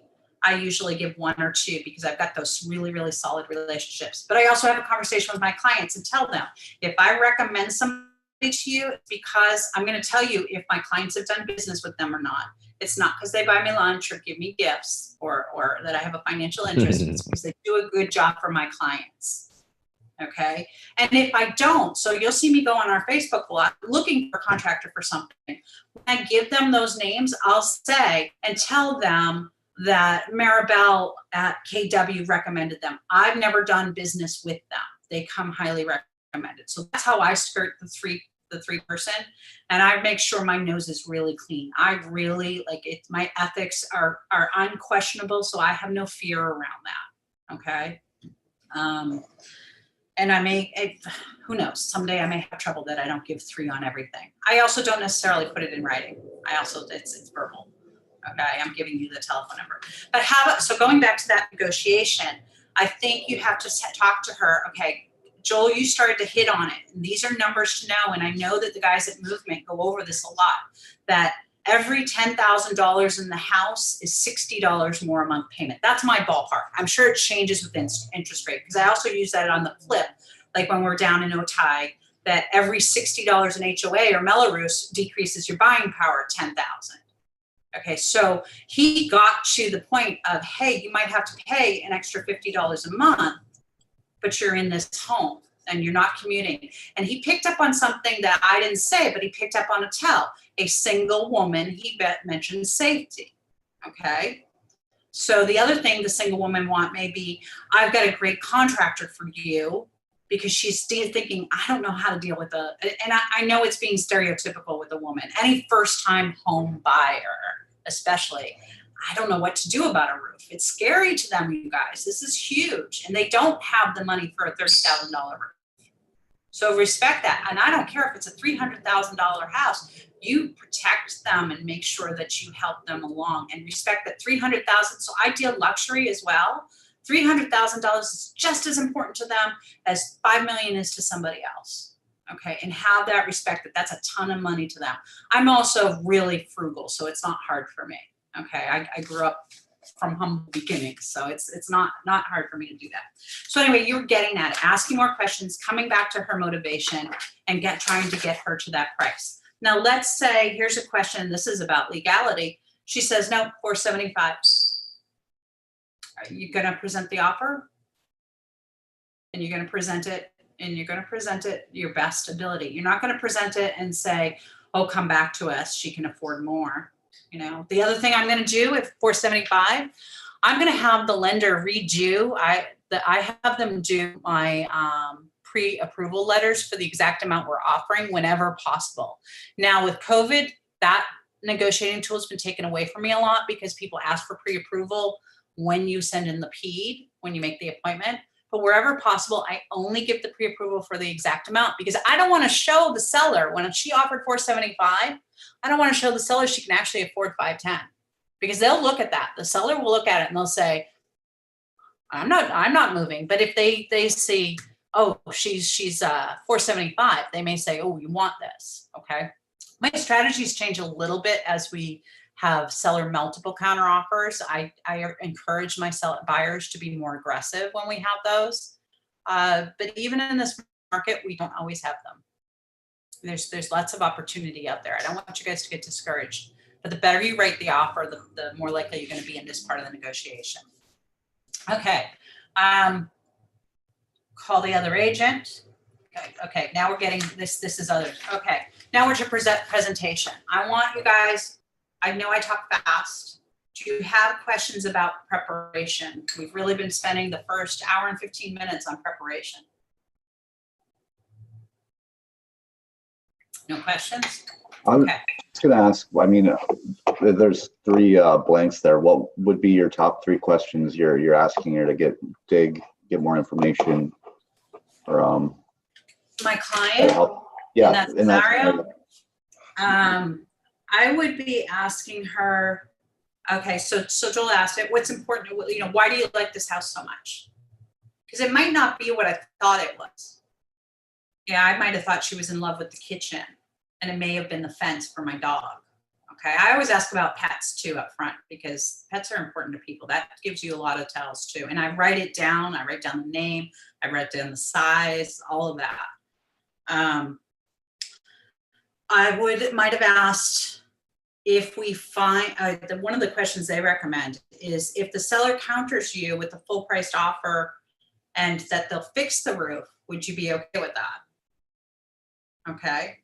So you're finding out if a leaky roof is a no-go for her or if it's okay if it's fixed. I actually encounter that more with mold. I have had leaks galore this year, and all of them having some level of mold. And there are some clients that even if it's remediated by a professional with the negative vacuum remediation, it's still not going to work for them. And then there's clients that if the owner cleans it out, paints it with kills and such, they're okay. So I'd be asking questions along that to understand what level of repair is going to be okay. And then the other question I have here is what's the possibility of you paying for the repair if we're able to do this at your asking price? Are you going to ask for the repair too? Like, do you have the money to repair this? And that's when you're going to need some market knowledge or bring in a professional of, hey, how much would a repair on this roof be? You know, because sometimes we're thinking a buyer is always going to think that the repair costs more than it does. Like they're going to think repainting the house is, you know, a $10,000 job and it's $2,500. So, or it's not so much the covering, but there's little repairs they're going to think are huge. Where I'm like, finally, like if it comes down to something little, it's like, forget it. I got it. You know, I just had this thing. Even though smoke detectors and carbon monoxide detectors are required, we were having trouble with this seller over. And I'm like, I got it. I got your carbon monoxide detectors. I'll come over and plug them in for you. Okay. So just remember to keep asking questions. You're looking for those tells. You're looking for what's important to them. And you're rechecking and reaffirming all through the transaction because it can change. I find myself a lot having to ask, what's changed? Oh, we've decided we want a pool now. The pool, they told me, I have a client right now, a unicorn client, but they told me what was most important was schools, and schools. And now we're looking in Escondido for a pool. That's not schools. Okay, it's not. And they didn't say that the price was really important. What I've learned is he's really cheap. Okay, he wants $1.5 million house for $1 million. And I know that doesn't sound cheap, but it's funny because for $1 million right now, you're still rehabbing most of the house, and he wants a fully turnkey place. Is it also fair to say that a lot of uniform members, they kind of get sticker shock because their home of record could be from somewhere where they're like, I just don't see these prices in my hometown? Yeah, Cal, I do a lot of military and a lot of reload. And that's where your buyer consult comes in. So before they even get here, and they don't have house hunting leave right now. So I try to get both parties if there's more than one in the room.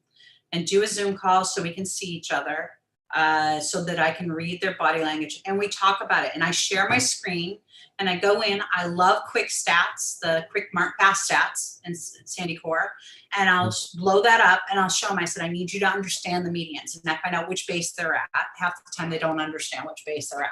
I'll show them geographically where it is and talk about the traffic. And then I'll say, so this is what we're looking at. You're not going to live on Coronado. You're at North Island. Unless you got 5 buddies you're renting a house with, you're not going to live on North Island. Here's the places that are, and then I ask, what's your tolerance for commute? Because that can tell somebody might not mind Santee, okay? Or what are your hours? Are you going to be on normal work hours, or are you on duty 3 days? Or are you on shore duty, or are you deploying in 6 months? Is there a wife at home? So safety becomes far more important, and a simple turnkey house becomes far more important than the other. But yeah, I find some sticker shock. Joel. I think another thing, because like we used to live in Virginia for like 15 years, and the key for military members is knowing what their BAH is. So like when I lived out there, I think my BAH got to, when we first moved out there, it was like $1,000 a month. And then in 15 years, it went all the way up to 16 or 1700. But then when we moved out here, they give you 3,200. And just explain. So you're an O3 or a E6? E7. E7, okay. And so the main thing is just like, okay, this is what 3,200, and not everybody wants to use their whole BAH, but with the VA loan, this is what you're going to pay for 2,800 a month, and so I think that's the key. And that if you do military, you got to know the BAH. I mean, you got to be able to ballpark it. And I actually had an argument with a former active duty who's no longer in our office, and I said, for the most part, I can't help somebody who's not at least an E6 or an O2 with family. Okay, single is different because they can live in a 1-bedroom, or they're more willing. I can get them in there, but that. And he tried to tell me. I said, no. You know what? I'm also not going to sell them something that they're stuck with when they PCS in 3 years, that they can't rent or they can't sell if the market shifts. So yeah, Cal, to answer the question, yeah, there's some sticker shock, but we work through that. And I never push. I never push. I'm aggressive, but I'm not pushy for my clients because I don't have commission breath. Gotcha. Okay. All right. Stay calm. So now we're presenting the offer. Okay. I've already kind of gone through. You're going to call them. You're going to call them. You're going to call them. You're going to call them. You got to try to it's interesting. They have me talking about presentation and the negotiation here. I guess we really not so much offer because you've done that. We're presenting like our request for repairs or low appraisal. Okay. I know here's where I go back to preparation. I was going to talk about what you do when you get a low appraisal, and I'll talk about that. But I haven't had a low appraisal in years, even in this market where we get a lot of low appraisals. And part of it is because the preparation that goes into as the listing agent or as the buyer's agent. So as the listing agent, I'll have the pigs get slaughtered conversation with them when we're talking about multiple offers. And what I mean by that is we might have 10 offers, and one of them is at $800,000. I'm just going to use real example because we're closing tomorrow, or if today's the 19th, we're closing today. So I have a real life example. 14 offers. I've listed the home at 700. I am confident the home will appraise up to 720, 730. Really confident. We don't have any comps that are there, but I'm confident it'll appraise to there. So I tell my seller, we've got 14 offers. One of them's at 750, and the rest are in the 730 to 707 range. Okay, but one is clean. They can do the seller in place after, but it's at 750. And I really, really don't know if it'll appraise. And my seller's buying new construction. And if it falls out, it messes up the deal. I basically have, 30 days to close the deal without them getting kicked out of their new construction line. So we have that conversation, And I know that the thing that we need to do is to have the buyer waive the appraisal, right? And this one I learned the hard way. I call the agent, the buyer's agent, and I say, okay, we really like your offer. We've got multiple offers, but my seller likes it and would really like to go into escrow with you. So based on the results of this conversation, I'm just going to send a counteroffer to you tonight. Can you respond by noon tomorrow? And can your buyer waive the appraisal? And he says immediately, yes, my buyer can, because I've seen, actually, remember, I've already gotten their proof of funds and their pre-approval. So I see that they've got the money. But what I want to do is make sure they understand. And I said, okay. He says, yeah, they can waive it. I said, so if the appraisal comes in at 7:30, they can bring $20,000 to the table. He says, yes. I checked the money myself that I'm seeing on the account. There's 20,000. I just said, look at their bank statements and do it. I checked the money. I said, does your client understand what that means if it's low appraisal? Are they mentally prepared to bring $20,000 to the table? Yes. I reaffirm it with them when we accept it. I also force them with because it's the seller's request, that they have to cross-qualify with my preferred lender, because I want another set of eyes to make sure there's nothing hanky going on in their pre-approval or in the bank statements that I've been sent or in their credit, or there's not something that's going to sidetrack the loan. So that's one of the ways I bulletproof the transaction, is a cross-qualification. I don't force them to go through a loan with my lender, but because I do a lot of business with the lender, they're happy to cross-qualify because they're always hoping to pick up new business. I don't have them cross-qualify all 14 offers. That's how you lose your relationship with your lender, is asking them to do all 14 offers. I only ask them to cross the top one. And the reason that I'm careful about that is I had one of these probably 5 years ago, and I asked the agent, we got the waiver of appraisal, but I didn't ask the agent if they understood what it meant and if the client understood what it meant. And and I knew it would not appraise. And when it came in low, he calls me, says, the appraisal's low. I'm like, yeah, you waived the appraisal. My client, I didn't check the numbers. My client doesn't have the money for that. I'm like, well, my client's got 3 backup offers. We're not renegotiating the price. Now, if it's a buyer's market, that conversation changes. But in a seller's market, in any market, you can still bulletproof your transaction by doing those extra steps. That's really vital. That's why my escrows don't fall out. And then the great news and the shocking news on this Mira Mesa house, it appraised for $750. I have no idea how, because there's no comps for it. And my next highest offer was $737. So everybody's really happy right now and I'm happy for the buyer, because the buyer doesn't have to bring an extra 20,000 to the table. Everybody, remember I said it's a win, win, win, win. I'm not trying to screw the buyer either. So those are the kinds of questions that you can ask that help to bulletproof the transaction. And that's also part of the negotiation. And you need to prep your seller. Well, what happens if the appraisal comes in low? Are you guys going to hope that those backup offers are still available? Or are you going to be okay with the lower price? Remember I said pigs get fat, hogs get slaughtered. Sometimes we won't take the highest offer because they can't waive the appraisal. Let's say it's a VA client. They can't do it, okay? Well, actually, that's a misnomer. VA clients can pay more than the house appraised for if they have that cash and they still qualify. You need to make sure with their lender, and I'm going to have to let the dog out. You need to make sure with the lender that won't mess up their ratios and that they'll still qualify for the loan if they use some of their cash for the appraisal deficit. Does that make sense for you guys? Okay, I'm going to mute a second and let my dog out.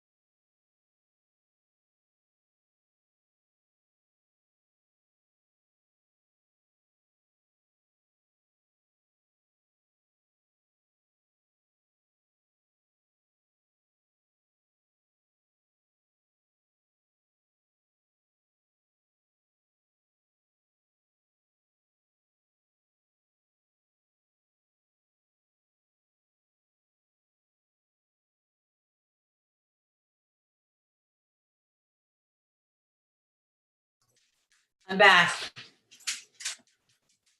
One of those times I'm glad I'm wearing pants or a dress. Because the dog always barks when you got to get up. I don't have pajama bottoms on. All right, any questions there? All right, are we doing okay? Everybody's tracking? Okay, all right. I have started here, listen carefully to what's important to the other party, okay? So ask those questions. Did who was in Clarissa's class? Okay, did she talk about the questions to ask the listing agent when you're representing the buyer? Okay, we're good. All right, stay calm and relaxed. Remember, keep the emotions between the lines. If you haven't, since you're taking Ignite, you probably haven't taken Bold. Go on to KW, onto the website and find the Bold laws and print those out. Start learning that KW language now because, 7 years in, I have to recite these a lot, okay? Keep your emotions between the lines, come from curiosity. Focus on your client's needs and isolate the objections. Okay, the listing agent is like, yeah, I like your offer, but I don't know about VA. Okay, I'll get that. There's the agents, especially if we get into certain sections of North County, like that area, like Scripps Ranch, Encinitas, even Carlsbad, areas that don't do as much military as we do, say in Oceanside and Vista, and then down this way from say the 8 South. They don't handle a lot of VA loans, so they don't understand the nature. They'll be like, oh no, I don't want it because it's VA, the appraisal or it won't pass the VA inspection. Like, what specifically is wrong with the house? Because I didn't see anything obvious that it won't pass the VA inspection. I didn't see any peeling paint. Everything's good. And they may have a misnomer or it may just be asking questions to educate them on how it works. Or, don't assume every VA client doesn't have any money in the bank. I just brought a guy down from Bremerton on one of the ships and he's got $60,000 in the bank. And, he could have made up the difference in his appraisal. So make sure you ask those questions. A lot of times I find myself guilty. I'm assuming we're doing a zero down and that means they have no money in the bank. No, they're just taking full advantage of their benefit. On the flip side, also ask the question and make sure they have something for earnest money. Because I've had clients that don't even have $500 for earnest money, and that's a little scary. Okay. And then that's also when you make sure you're talking about how much an appraisal will cost and how much an inspection will cost. And if you need to do an additional roof inspection and all of that, and you be really careful what you go into escrow on because they don't have the money to do another $1,000 if this one's a junk house and they fall out of escrow. Okay. Give your offer best chance. Okay. We're into some nonverbal cues and tactics, counter tactics. And then we're going to do some practice. Okay, we're not getting much of the verbal or much of the in-person, person-to-person offer type things. I think maybe 3 or 4 times I've presented an offer in person to a listing agent. It's your right in the Realtor Code of Ethics to actually present it to the seller. And I'm a certified negotiation expert. In that class, they'll teach you to present it in person. I can think of two cases that I've done that. And the truth is neither of them ended up working out, but I got the opportunity to present in person. So I think I'll focus a little bit more like when you're on the phone, what are the positive things that you can do on the phone when you're on the phone with the other listing agent getting ready to present the offer? Because of course you're not going to send an offer to me, just send it an email, right? You're going to call me and tell me it's coming, and you're going to text me and tell me it's in my email box, because sometimes they go to junk mail. And if I got 14 offers, you want me to know your name, you want me to know something about your client, and you want me to know something about how you do business, okay? So tell me some things when you make that phone call, how you can behave with me that's going to make me want to do business with you. And let's say all things are equal, that I'm going to say, I think this offer is better.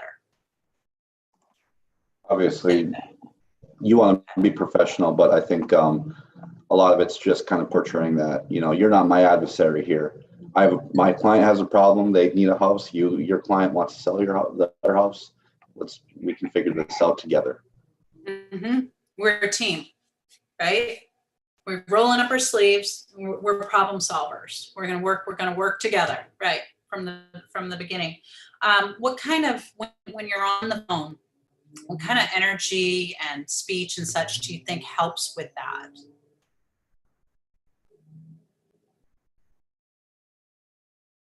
Have you guys practiced mirror and matching much?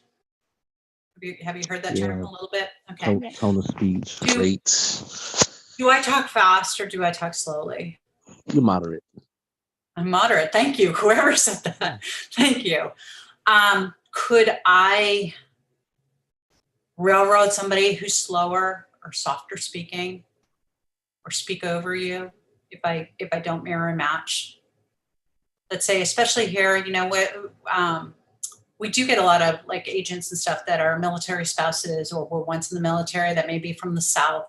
And there's a protocol in speech and there's a slower temperament to that. And you have to respect that. And that's the mirror and matching. I am from New England, you guys, and I speak like a sailor. So I need to make sure I'm not doing that, okay? And that I'm not steamrolling someone. The cat is climbing the curtain. So you have to be careful of that, but you also need to be upbeat, and every listing agent is going to appreciate my 3 high D points. Be what do they say? Be swift, be right or accurate, and be brief. Okay. Don't take up too much of their time on the phone. Okay. You may be the 20th call they've had today. If they have 1 listing. Okay. If they have listings, it could be times that. It can be, but don't be afraid to call, and don't be afraid to be that person who checks in every day once you do your offer. It's okay. All right. Don't be a pest, but make sure that you're communicating, because the worst thing is when you get ghosted, agents ghost each other. It's terrible. You've got to communicate. So be upbeat, be emphatic, be convincing. I think one of the most important things you can learn in this business is confidence. Confidence comes from competence, but always portray competence. So I'm a storyteller. My maiden name is Cruzy, and my ex-husband used to say to me, because I don't realize this, but my father taught me to always sound right, whether you're right or not. So he taught me confidence, okay? He taught me how to debate, that even if I don't know the answer, if I sounded like I knew it, everybody would believe me. I didn't realize that's how I was raised, but I was. And so my ex-husband would then later, 15 years in, say, are you Cruzy sure, or are you sure? Because it was like, are you just bluffing me right now, or do you actually know that I should turn right here? Okay. Do you have a background in communications? My ex-husband. What, Cal? Do you have a background in communications? I don't. My bachelor's is in chemistry, and I do have an MBA, so I have marketing. Okay. I learned so much of this with KW in the last 7 years. I've grown so much. I had some of the best sales training in the country with Fortune 100 companies. They didn't teach this stuff back then. They really didn't. It was just, how to manipulate somebody else to say yes. It wasn't about this. So you heard that 3 steps too. Call the agent to find out what you need to know. So write this down. Then when you send the offer, or you call them, and don't tell them you're sending an offer unless you've actually got it written. Okay. They don't want to hear that. Call them to find out what's going on. Text them when you've sent the offer, ask for confirmation in the text, and ask for confirmation in the email. If you don't get it within that day, call back. I had a flipper tell me 2 days later, even though he ghosted me, that he didn't have my offer last week. I know he had it because I emailed him to 3 different places, but whatever, you get that confirmation that they got the offer. Okay, there's a couple tactics, and I know we're getting further on time. So there's some traditional negotiation tactics, and I think that you can avoid these if you do all those preparation that I said. Okay, I don't think you get as much of this old school negotiation posturing if you come in the way Kyle talked about, that we're partners. Okay, but you'll still get some old school agents that negotiate that way. Okay, you're still going to get people who are jerks, and you're going to get all of that. But let's set up for the best outcome most of the time. All right. But some of the tactics that you might get would be nibbling this, and your buyers or sellers may also be nibblers, so they expect that. All right. So once your client has agreed upon one major concession, the other party starts nibbling for other concessions. So that example of the leaking roof, I agreed to repair the roof, and now you guys want something for carpet too. So you can stop nibbling by nibbling back. Okay, I'm going to give you the roof, but I need you to release inspection contingencies today. Okay. Do you remember I said I sent a counter offer on that 14 one, and I nibbled at him. I said, I'm not going to I didn't even realize I was nibbling. I'm not going to multi-counter if you can respond to me by noon. So I gave him something and nibbled back, and then he didn't nibble back at me because it's a seller's market. Another thing will be hot potato. We get this a lot, okay, just in general in negotiations. Somebody tries to make a problem yours. I see this in VA a lot. My client doesn't have money for closing costs, so I put it on the seller. It's not really the seller's problem. I can ask for them, but I also need to be realistic. If my client doesn't have money for closing costs, I need to ask the questions. Is there someone in your family that you could get the money from? Is there a lender credit? So yeah, you want that 2.7% interest rate, but you know what? You might need to pay 3% or give you that credit. Nothing's for free. I mean, the lenders that tell you they give you all these credits, that's not free. Compare the APRs, it's not.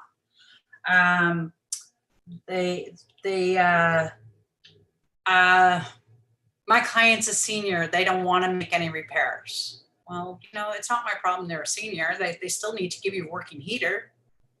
You can do it kindly, but you pass the potato back.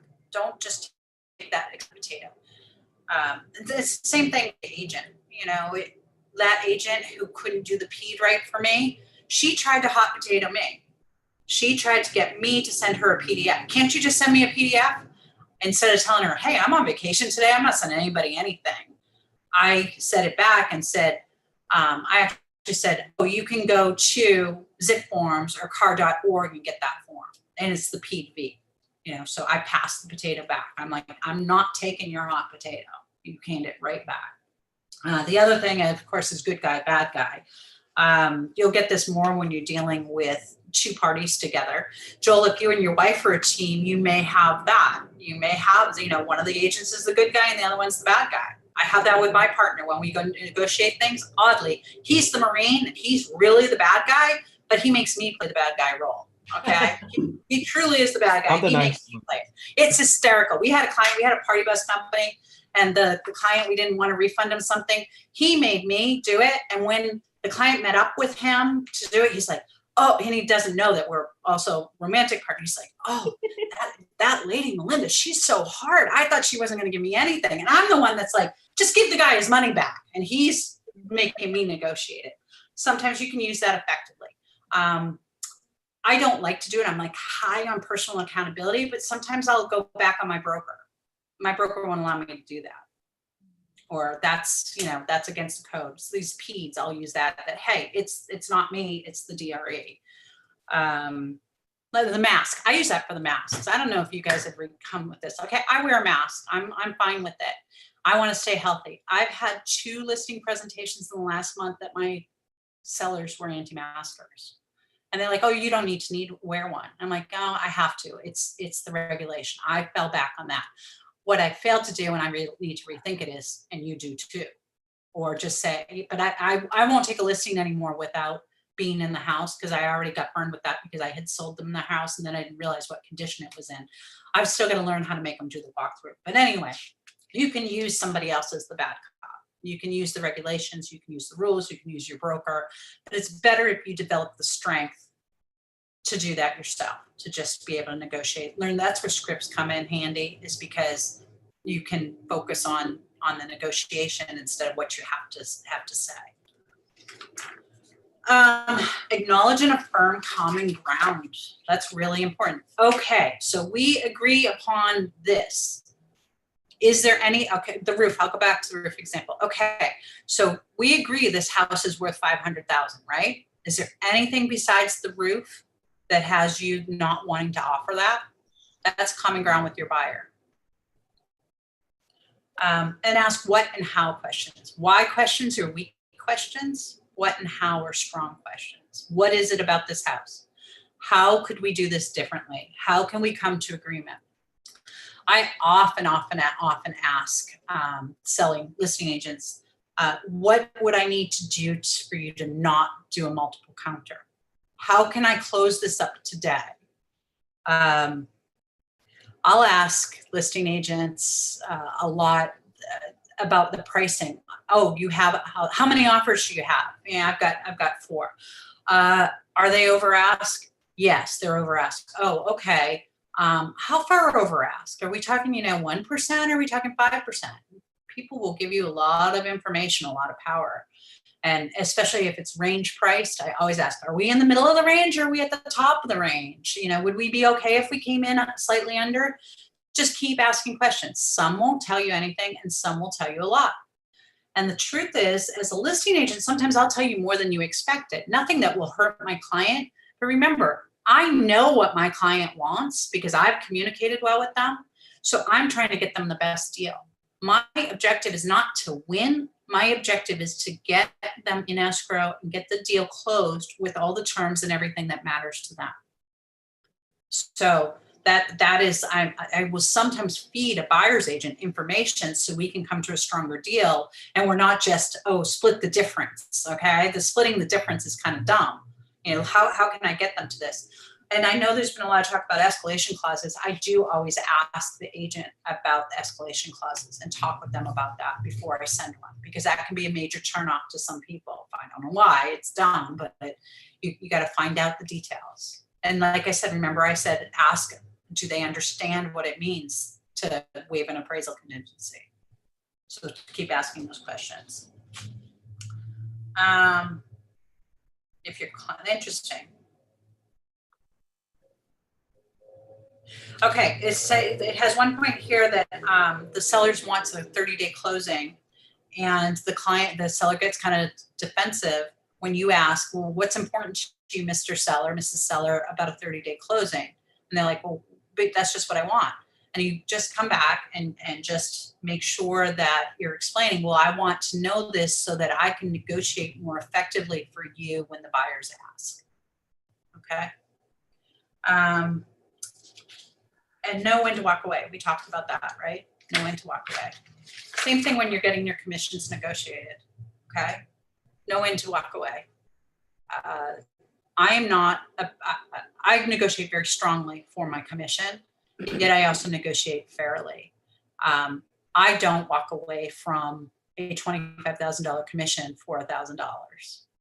Okay. But you know what your walk away is and know when to walk away.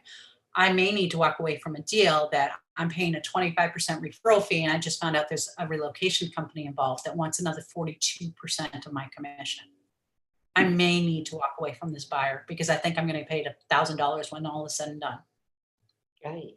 Okay. But actually, there's more negotiation there. This is a great negotiation example. What I did was I found out why I might have to work with this company. Could we push back with his company? How much is this company actually going to pay? Well, what I found out is that they're actually going to pay about $7,500 in closing costs. So guess what? Instead of losing this $1 million client, I'm willing under certain circumstances to do a credit at closing legal towards closing costs. I'm not giving a check under the table, okay, for $7,500. And it cost me less than the $12,000 or $13,000 that I would have lost to the reload company. Okay, so that's where the negotiations come in too. But I also told my client, only if we close by December 31st, because your reload package, it expires then. I'm not buying his house, okay? He also he's the same guy who wanted to negotiate with me up front. And I'm like, no, I don't work for that. You want this, you don't want the relocate agent, you're going to, I'm going to get paid. Okay. All right. Negotiating. We're really close. And we are in the last exercise. Would you guys rather do another role play, or would you rather have some time for open questions? Anybody? Thumbs up if you want to do a role play. All right, open questions. Everybody unmute themselves.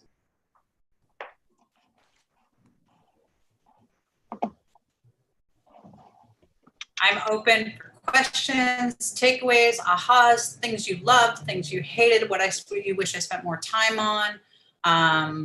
I am available, you know, to you guys to ask questions. I'm very responsive if you want to have a chat, if you're writing an offer and you don't know what to do, or if you're at a bump in the road and you just want to throw your hands up. I'm available. I'll drop my stuff in the chat on how to contact me. Tell me what you think. Don't be shy. I have a question. Yes. I don't know if this is legal and how frequently you would be tempted or encouraged to do this, but in securing a sale or an offer, are you tempted to help push them over to write the offer by adding something that you can just write off in your taxes, like paying for their closing costs, or is that like a no-no? No, I never do that in the beginning. I save anything I'm going to give up, and I try to give up as rarely as possible. I save it for later when the transaction hits these bumps. Right. Actually, there's some crazy number about how many escrows fall out of escrow nationwide. And I think it's increasing because people are paying this exorbitant amount for the house. And then when they get in there, they're like, wait, I wanted it to be perfect. And they're getting buyer's remorse. Yeah. So I don't give up my money up front. Well, I guess I meant, okay, instead of maybe before writing the offer, I just, I've never known an agent to do that. But it occurred to me that that's a point of leverage, really. Well, there's yes and no, because remember your buyer's not paying, they're actually not paying your commission. Right. They may be paying their closing costs. I think you've got to be careful. It's a slippery road. There's enough people with their hands in our pockets that you're going to find out that you're not getting paid what you think you're getting paid. You know, I might be grossing a couple $100,000, but that's not what I'm taking home at the end of the day. So be careful with that. Learn. I think I'd rather you work on your negotiation skills and know when to walk away. Yeah. And know when to put something in. Sure. I'm also a deal maker. Okay. And this comes, I do a lot of agent to agent referral business. It even comes in with that. I've got a guy right now that we're doing a 50-50 split, but we had to negotiate what level of involvement he's going to have. Yeah. I'm not doing the details. I'm wowing the client because I have the local knowledge, but I set up the MLS searches and they want a curated list. And I just sent them 100 properties and I'm like, you're curating the list. You're the one that wanted 50%. You're going to earn your 50%. Gotcha. Thank you. Anybody else? Any ahas? Anything that like really valuable, or did we just waste 2 hours of time? I love the what and how questions. I thought that was really, I feel like when you ask like, well, what can I do? You're putting power into the other person to think like, oh, they're allowing me to help them make a decision. I like, instead of, yeah, being adversarial, like I had mentioned earlier, it's a lot more, they're inviting me to help. They're letting me be in a position of control. They're asking me like, well, how should I do this then? And instead of, how can we make this work? Yeah.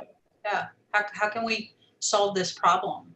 Yeah, that was my biggest aha. I was going to ask a question, just, I mean, if you wouldn't mind divulging into like, you know, past situations, are there any, before you were this confident, so confident and good at negotiating, were there any like horror stories where you really learned something? Like so negotiation rules? Don't never forget my maiden name, my middle name, Cruzy. Okay, I look really confident. That's okay. Sometimes that's just a look, but I'll tell you, confidence comes with competence. It definitely comes with competence. I talk about the luxury segment, and luxury people put their pants on one leg at a time. I'm not scared of that at all. I could go sell a house to the new incoming president. I'll leave the other one out. But, you know, I have no level of intimidation for that. I actually get more intimidated by my peers, like teaching to a group of peers than like I'm fine because I'm the authority. I'm confident in this and competent and look confident because I'm the authority in this room right now. But if this were a room of all my ALC members, I'm going to be a heck of a lot more nervous. Horror stories, yeah, I got them. I got lots of them, and I have ones that I've just lost. I lost with my own ex-husband. You know, I sold our house, and I ended up paying an extra $2,300 at the end just to get the darn thing done because he wouldn't split it with me. It was a negotiation I couldn't win, so I knew when to walk away. I walked away, but I wrote the check. Anybody else? Any big ahas? Something they wouldn't thought of on your own? Well, I like the fact that you are, I guess, teaching us to be positive with the other agent. I've seen it in the past when I'm new to being real estate myself, but I bought and sold a number of houses along the way, and agents didn't always negotiate well with each other. And I think it is key to keep it. To keep the communication lines open, and I like that you're emphasizing that, and also to keep it amicable with the other agent. You know, do I say your name, Patrine? Is that right? Yes, that's it. Patrine, I'm a middle-aged woman, okay, and I've been up and I've been down and I've been up and down again, and I really believe life is just too short. You know, I want to have fun. I want to be happy. I want positive interactions. I don't want to waste another day with misery. So if I can influence that, remember, the only thing I have control over is my own behavior. So what's my role in this? How can I make it better? How can I make it more pleasant? And you'll enjoy this career. And there's a lot of burnout rate. I had a vacation rental business before this. I burnt out. I didn't have this KW training, okay? I didn't have that resiliency built in. And this helps a lot, really. I think that life's just too short. And I actually, in my letter that I send with offers, it'll be like, you'll find that I'm pleasant to work with and my deals close fast. And I might say on the phone, if we built a report, hey, there's no drama here. Because they don't want drama. Yeah, and I think communication is key to any kind of relationship. And I think keeping it amicable is also key. Even when you don't want to. And I can't say, you know, Kyle, this goes back. I can't say that I've done this every time. I've yelled back. I've cried. You know, I've not behaved in a way that I'd be happy, but I learned something from that. And I saved their number and I make a description of who that agent is so that when they call, there's an agent from very early in my career. Every time I see his name on a listing, I'm like, oh, please, Lord, don't let my client like this house. Because he made me cry, and he didn't make me cry. I go back to that person. I cried and I yelled, and it was not my finest moment. But you know, like I said, life's too short. But again, I always go back to that fiduciary. I get so upset when people talk about buyer's agent commissions and stuff. There's a lot of yucky commissions out there right now. They're really like yucky. It does not come into play on what I show or how I negotiate for my client, even my opinion on the house. And my client's never going to know that it's a 2% listing or it's a $1 listing or what it is, because that has no bearing, because I'm going to get their referrals and their repeat business. Okay. Thank you all. Thank you for your attention, for spending the 2 hours with me. I'm an open book. Reach out if you need anything. I look forward to doing deals with all of you. Thank you so much. I really enjoyed your